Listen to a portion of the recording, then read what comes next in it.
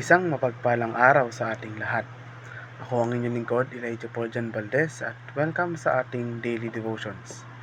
Ang ating verse for the day ay nasa mga gawa, chapter 1, verse 11. Sinasabi dito na, sabi nila, kayong mga taga-Galilea, bakit kayo nakatayo rito at nakatingin sa langit? Itong si Jesus na umakyat sa langit ay magbabalik, gaya ng nakita ninyong pag-akyat niya. Ang pag-akyat sa langit ni Jesucristo ay ang paniniwalang Kristiyano na si Jesus ay iniluklok bilang hari ng mga hari at Panginoon ng mga Panginoon sa langit. Ang asensyon ay isang pangunahing paniniwala sa Kristyanismo at inilalarawan sa Biblia.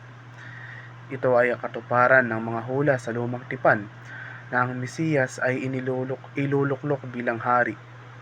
Ang pag-akyat sa langit ay isang kailangang bahagi ng plano ng Diyos at isang pangunahing patunay ng pagkakakilanlang mesyaniko ni Jesus.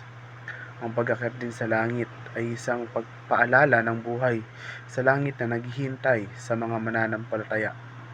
At ang pag-akyat sa langit ay isang kadakilaan ni Jesus mula sa kahihiyan hanggang sa maharlikang kamahalan. Ito ay isang paalala ng kapangyarihan ni Kristo na ginagamit sa pamamagitan ng kanyang sakripisyo at makasaserdoteng pamamagitan sa harap ng Diyos. Ito ay isang paalala na si Kristo ang ulo ng bagong sangkatauhan, ang hari ng kaharian, at ang prinsipe ng bagong nilikha. Ang pamumuhay sa ilalim ng paghahari ni Kristo ay nangahulugan ng pagkakakilala na si Jesus ay ang hari ng sanlilikha at pagpapahintulot sa kanya na magkaroon ng otoridad sa iyong buhay. Nangangahulugan din ito ng pamumuhay sa paraang nagpapakita ng mga turo at halimbawa ni Kristo ng paglilingkod, pagpapakumbaba at pagmamahal. Ano nga bang ibig sabihin ng mamuhay sa ilalim ng paghahari ni Kristo? Ang pagiging hari ni Kristo ay nailalarawan sa pamamagitan ng paglilingkod. Kaya ang mga Kristiyano ay dapat mamuhay sa paraang naglilingkod sa iba.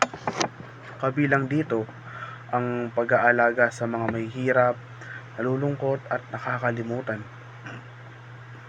Ang pagiging hari ni Kristo ay nailalarawan sa pamamagitan ng pagpapakumbaba.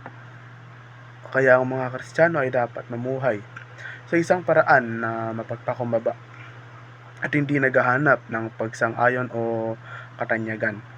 Ang paghahari ni Kristo ay nailalarawan sa pamamagitan ng pag-ibig.